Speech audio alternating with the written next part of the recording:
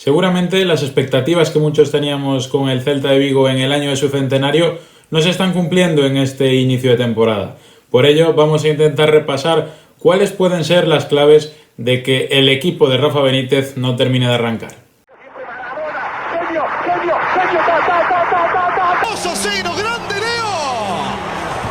Los adjetivos lo van a poner ustedes en su casa. No digan Celta, digan Real Club Aspas de Vigo, gol del Príncipe. Marcó el Príncipe de las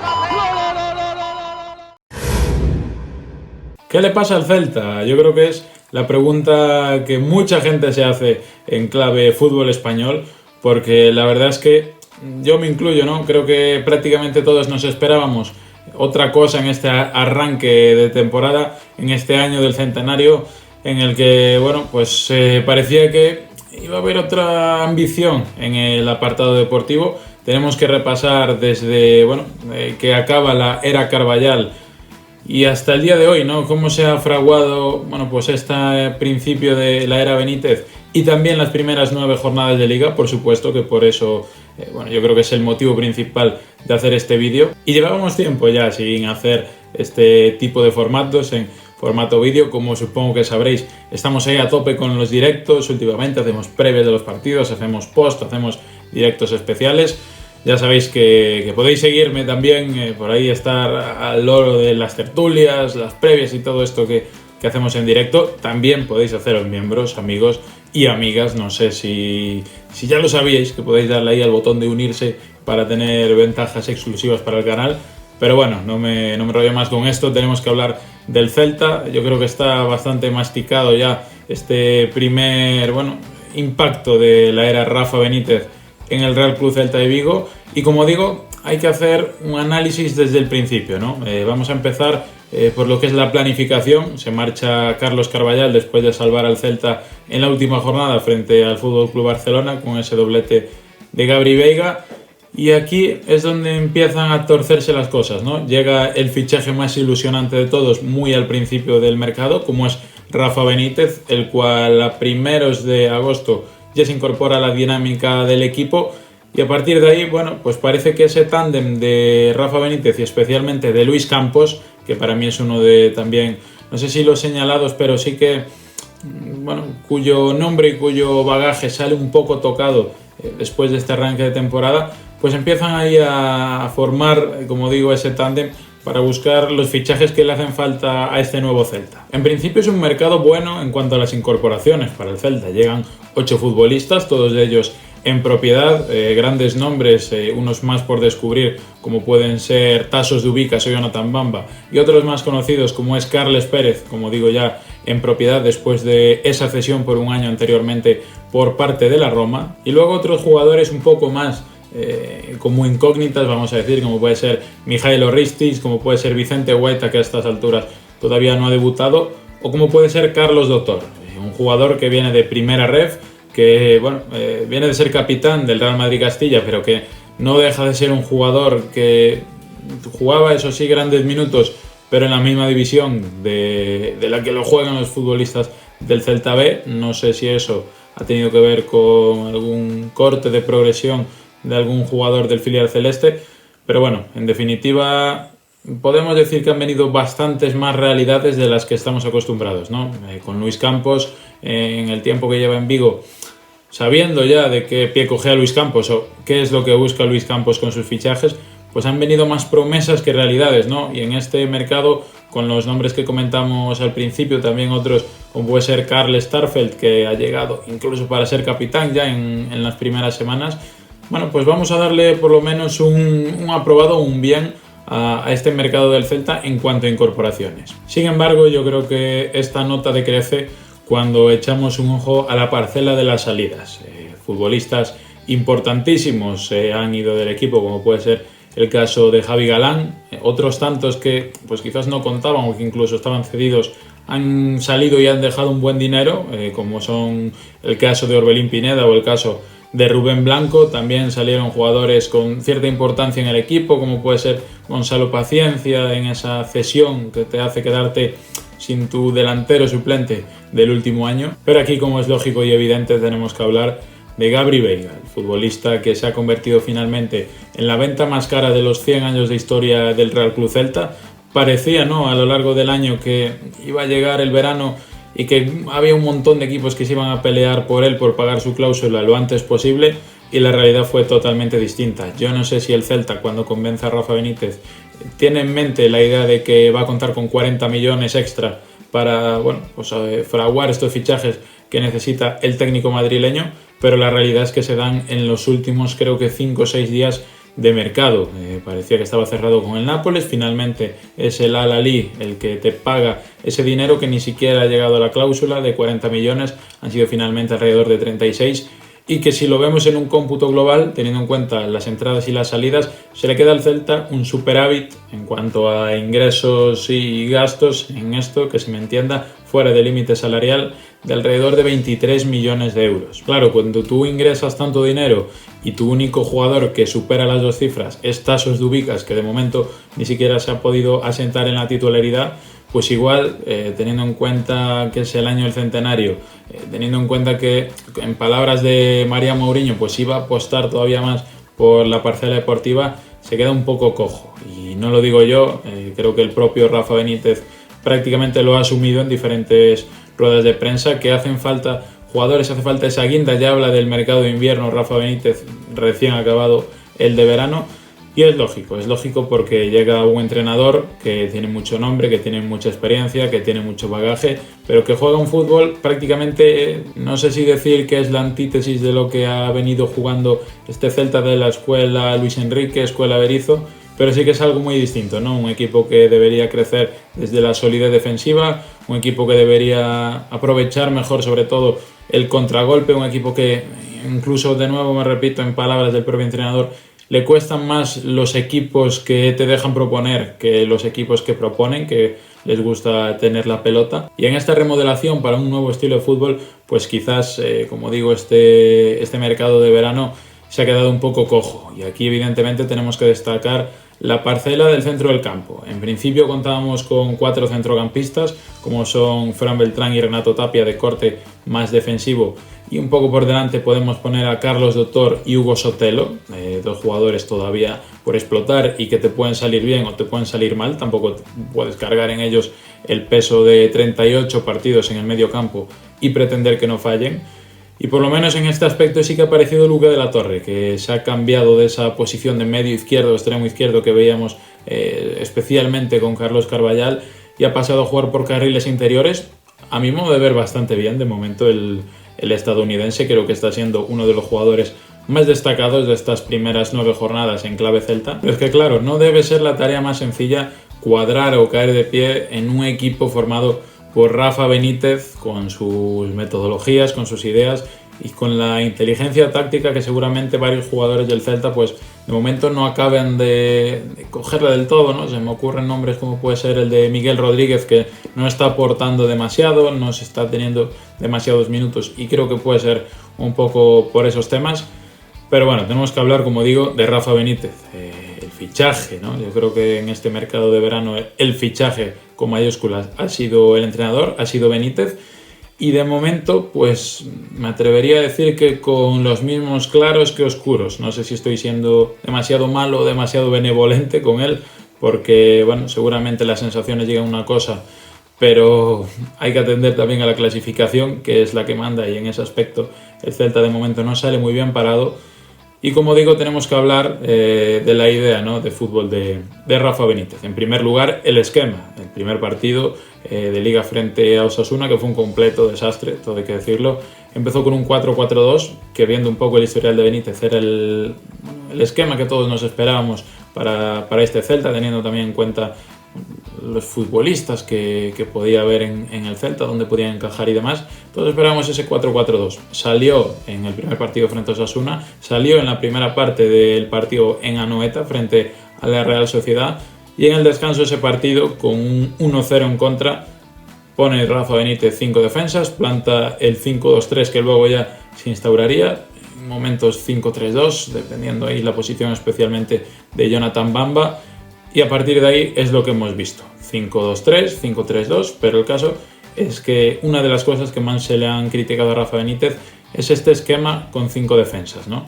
Y 5 defensas en los que la parte del lateral derecho parece que con Mingueza está más que cubierto. En cuanto al lateral izquierdo, sigue habiendo dudas porque empezó siendo Manu Sánchez en pretemporada, después pasó a serlo Franco Cervi, se lesionó Franco Cervi y volvió Manu Sánchez, y al poco llegó Ristic con una sola titularidad en todo el año en el Benfica y ya llegó para ser titular en el Celta y comerle de nuevo la tostada a Manu Sánchez. Parece que el lateral madrileño no ha caído demasiado de pie en los planes de Benítez.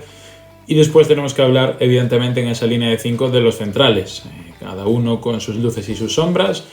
Yo creo que el mariscal, el líder en esta defensa, está siendo desde luego Karl Starfelt, un jugador que, recordemos, seguramente no entrara en la planificación deportiva en cuanto al mercado de verano, que llegó como una oportunidad de mercado y finalmente, bueno, pues se dio y a día de hoy es incluso el tercer capitán de este Real Club Celta. Y luego tenemos que hablar de las otras dos posiciones. Joseph Aidú, para mí uno de los mejores centrales que hay en el Celta, ya no solo en el Celta sino en la Liga Española, no está gozando de todos los minutos que le gustaría, no sé si por problemas físicos o por decisiones técnicas. Ahora parece que recupera un poco más de minutos, pero hasta ahora la defensa que podíamos dibujar era Mingueza de derecha a izquierda, Unai, Starfelt, Carlos Domínguez y Mijailo Ristic. Aparece aquí el nombre de Unai Núñez, que de momento está siendo uno de los más señalados en tema celtismo, tertulias, tweets. Yo creo que es uno de los nombres que está en boca de más personas, el tema de Unai Núñez este año, que ya sumó un gol, ya sumó también otro gol en pretemporada, pero que no está siendo el central vasco que demostró el año pasado. No sé si es por ese esquema en el que tiene que compartir espacios y entenderse con otros dos centrales, no sé si es pues por un tema de mero rendimiento, pero la verdad es que no están siendo los mejores partidos de Unai Núñez con la camiseta del Celta. Y luego el otro central, como digo, va intercalando un poco entre Carlos Domínguez y Joseph Aidú. Carlos Domínguez, que para mí fue el mejor jugador o de los mejores de la pretemporada, que no se le dio seguramente todo el peso que merecía en el equipo, y que para mí a día de hoy está por delante del propio Unai Núñez. No es así para Rafa Benítez, pero bueno, es un poco esa la defensa que podemos dibujar. En el centro del campo, evidentemente, se nos quedan bastante corta de ideas normalmente, con un Fran Beltrán que está por debajo de su nivel habitual, un Luca de la Torre que bueno, lo intenta, hay veces que también entra Hugo Sotelo a dar una cosa un poco más distinta, de tener un poco más el balón, de intentar ese golpeo desde fuera. Hugo Sotelo, que empezó siendo titular y que con el tiempo ha ido perdiendo minutos e importancia, pero en definitiva es lo que tenemos. Si miras al banquillo, aparecen los nombres de Renato Tapia, que yo no sé si es por un tema de rendimiento, por un tema de dónde tiene la cabeza o por una decisión de club, que esto ya sabemos que ocurre porque Renato ha entrado en el último año de su contrato y eso en Vigo suele significar o renovación o grada. No está contando Rafa Benítez mucho con el peruano y tampoco lo está haciendo en exceso, cada vez más, eso sí, con Carlos Dotor, un jugador que todavía tiene que quemar etapas, que es muy joven, que viene de hacer un salto de 2 divisiones, pero al que no sé si se le puede exigir más teniendo en cuenta la situación actual del Celta en el centro del campo. Y continuando con esta serie de nombres propios, para mí a día de hoy dos de los futbolistas más señalados han sido Unai Núñez y Fran Beltrán, por lo que hemos comentado anteriormente. Creo que no están en ese pico de rendimiento que pueden ofrecer a estas alturas de su carrera en el Celta, y lo está pagando el Celta, evidentemente, pero si hay un bajón o un jugador al que se podía agarrar este equipo, que a día de hoy pues seguramente no está rindiendo tampoco a su nivel, es Yago Aspas, y creo que no pasa nada por decirlo. Yago Aspas lleva desde el 18 de marzo sin anotar un gol en partido oficial. Yago Aspas no está salvando al Celta, pese a sí hacerlo jugar bastante, porque es cierto que el propio Benítez venía con la idea de dosificar a Yago, de que iba a ser él un poco el encargado de pedirle a Yago más calidad que cantidad en cuanto a los minutos de juego, y así está siendo, ¿no? Hay partidos en el que pues quizás en el minuto 60-70 Yago Aspas enfila hacia el banquillo y el Celta lo nota, porque pese a que no esté aportando en su cuota goleadora, sí que hace jugar mucho al equipo, como digo. Pero en cuanto a goles, que es lo que más se le caracteriza dentro de sus múltiples cualidades, pues como digo, está bastante por debajo de lo esperable. Y creo que la imagen más clara es este último partido, esta jornada 9 frente al Getafe, un penalti fallado y después varias jugadas en las que quizás pues tenía más fácil un pase o más fácil algún tipo de opción, acaba rematando él, no sé si un poco por esa necesidad, ¿no? Por esa pequeña frustración de cara a gol, y generalmente pues de cara a puerta, como digo, no está tomando las mejores decisiones. Hay que recordar que el año pasado Iago Aspas marca 12 goles, pero que acaba la temporada como la acaba con esa lesión en la espalda que, bueno, pues prácticamente no puede ni jugar, ¿no? Lo intentó de todas las maneras para ayudar al equipo en esa situación tan tétrica que se encontraba, pero no acabó de dar por su estado físico. Y aparte de esos 12 goles de Iago, se han ido, en este caso, los 11 goles de Gabri Veiga, que han sido, pues,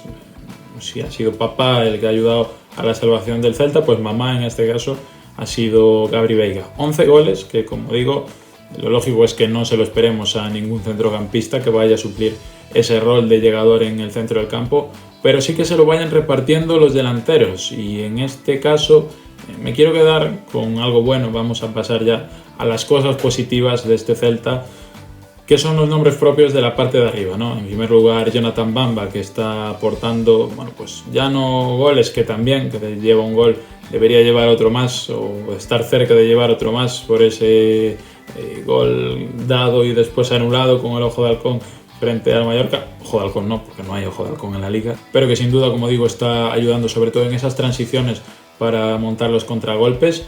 Y después los goleadores a día de hoy en el Celta, uno con 3, que podrían ser 5 por medidas arbitrales dudosas, y otro con 2, con muchos menos minutos, son esta dupla de delanteros que hay en el Celta, Jørgen Strand Larsen y Tasos Dubicas. Tenemos que empezar a hablar del noruego, de Larsen, y es que, bueno, el principio de temporada pues quizás también se le hizo un poco pesado, teniendo en cuenta que fue el máximo goleador de la pretemporada, y después pues no acababa de ver puerta todo lo que se le presuponía, pero está claro que algo ha cambiado en el noruego de cara a puerta, ¿no? En esos movimientos de 9 puro, creo que Rafa Benítez y el trabajo de su cuerpo técnico detrás han tenido bastante que ver en esto, pero es cierto que le vemos una cara nueva a Jørgen Strand Larsen de cara a gol, y así lo demuestran sus cifras. A día de hoy yo creo que es la referencia, además del máximo goleador del Real Club Celta de Vigo en su centenario, y no sé si le ha ayudado a ponerse las pilas, pues mirar hacia atrás y ver que en el banquillo hay una opción real, ¿no? Hace muchos años que yo no recuerdo un delantero titular y un delantero suplente, ambos de excelentísimas garantías. Creo que ese delantero suplente de garantías lo está haciendo Tasos Dubicas, el griego, que cada oportunidad que tiene la aprovecha y se le ven detalles. En el debut quizás no tuvo demasiadas oportunidades, jugó apenas 10 minutos, pero después ya se le vieron ciertas cosas. Y como digo, pues lleva 2 goles, que no es poca cosa teniendo en cuenta ese periodo de adaptación y el poco tiempo que lleva jugando el griego en cuanto a minutos en el Real Club Celta. Además de esto, volvemos a rescatar el nombre de Luca de la Torre, que yo creo que está siendo uno de los nombres de este comienzo de temporada, por esos carriles interiores en los que pues incluso en Estados Unidos le habíamos visto jugar en esa posición y parecía que era su posición, ¿no? Con esas conducciones que tiene el bueno de Luca, le falta quizás un poquito más de, bueno, pues ese golpeo, esa llegada en segunda línea para aprovechar alguna que otra jugada, pero yo creo que Luca de la Torre, en esta necesidad de centrocampistas que tenemos a día de hoy, pues sí que puede llegar a ser una solución efectiva. Y ya por último, si queremos agarrarnos a algo positivo, tenemos que, con los datos en la mesa, decir que el Celta con 6 puntos está siendo seguramente el equipo más perjudicado en cuanto, bueno, pues a las sensaciones en comparación a la tabla, ¿no? Seguramente ha habido partidos que, o por no saber cerrar o por pues cosas circunstanciales del fútbol, decisiones arbitrales, cansancio y demás, pues el Celta no ha conseguido sumar todos los puntos que debería. De momento solo suma una victoria en Almería con ese gol de Williot en los últimos minutos, pero hay partidos como el del Real Madrid en el que te mete Bellingham en el minuto 80 después de que en el minuto 3 te anularon un gol que, por lo menos a mi modo de ver, debería ser legal, de Jørgen Strand Larsen. Aparece el partido del Mallorca en el que te pones por delante pero te anulan ese gol porque parece que la esfera no acaba de entrar de todo en la portería. El partido del Alavés, que te da un gol en propia, ¿no? Ese gol de Rafa Marín, y finalmente te acaban empatando. Tienes que dar las gracias casi por pedir ese punto, ni hablar ya de partidos como puede ser el de Barcelona, en el que en el minuto 80 ganando 0-2 te remontan 3-2. La realidad es que el Celta no tiene todos los puntos que debería, y así lo marca incluso el Big Data, podemos llamarle, en esta estadística de DribLab, que coloca al Celta como el equipo más perjudicado en este aspecto. Si vemos los puntos esperados, nos marca 7,5 puntos más de los que tiene a día de hoy el Celta. Imaginaos si en vez de estos 6 puntos que tiene nos colocáramos con 13, con 14, incluso con 12, la cosa estaría mucho más tranquila, pero como la que manda es la tabla, no hay excusas para esto. Y digo que no hay excusas porque puedes salir a rueda de prensa a quejarte de X cosas en las 4 o 5 primeras jornadas, pero cuando ya se repite 9 partidos y estás en puestos de descenso, pues creo que una de las cosas que también le podemos achacar a Rafa Benítez es la falta de autocrítica, ¿no? Está claro que todos vemos pues esas decisiones arbitrales, como digo, esas faltas de pizca de suerte, a veces también falta de oficio de los futbolistas del Real Club Celta para cerrar los partidos, pero la realidad es la que es, y me parece ya no solo injusto sino peligroso escudarte en los expected goals, escudarte en la cantidad de kilómetros que corre tu equipo, escudarte en el Celta viene de salvarse en la última jornada del año pasado, o sea que no estamos tan mal. Palabras que ha reproducido el propio Rafa Benítez y que yo creo que no se ajustan a la realidad de lo que estamos viendo todos los celtistas. Y nada más, es un tema que hemos mascado ya, sobre todo en los directos, es un tema tedioso, un tema que seguramente no tiene una solución sencilla. Esperemos que los resultados lleguen más pronto que tarde, por el bien de todos, y a ser posible en Balaídos, que yo creo que está siendo uno de los años en los que el ambiente en el campo del Celta está siendo más espectacular. El equipo no se lo está recompensando con victorias, de momento no consiguen ganar delante de su gente, y como digo, esperemos que lleguen pronto esas buenas noticias, porque sería lo mejor para todos, ¿no? El Celta a día de hoy pues quizás esté pagando una mala planificación deportiva, un entrenador que no acaba de dar con la tecla y unos jugadores que mental y físicamente también están ciertamente mermados. Pero bueno, el tiempo dirá, pondrá a cada uno en su lugar, y ahí estaremos, como digo, en directo para analizar cada jornada antes y después que juegue el Real Club Celta. Ya sabéis qué tenéis que hacer: suscribiros, darle un like, podéis haceros miembros, esto es nuevo, podéis haceros miembros. Y nada, nos vemos próximamente. Comentadme qué os ha parecido y cómo podemos arreglar esto. Vamos a arreglar el país, como siempre, en este canal. ¿Qué le pasa al Celta y cuál es la solución? Así que nada, nos vemos en hotel. ¡Chao!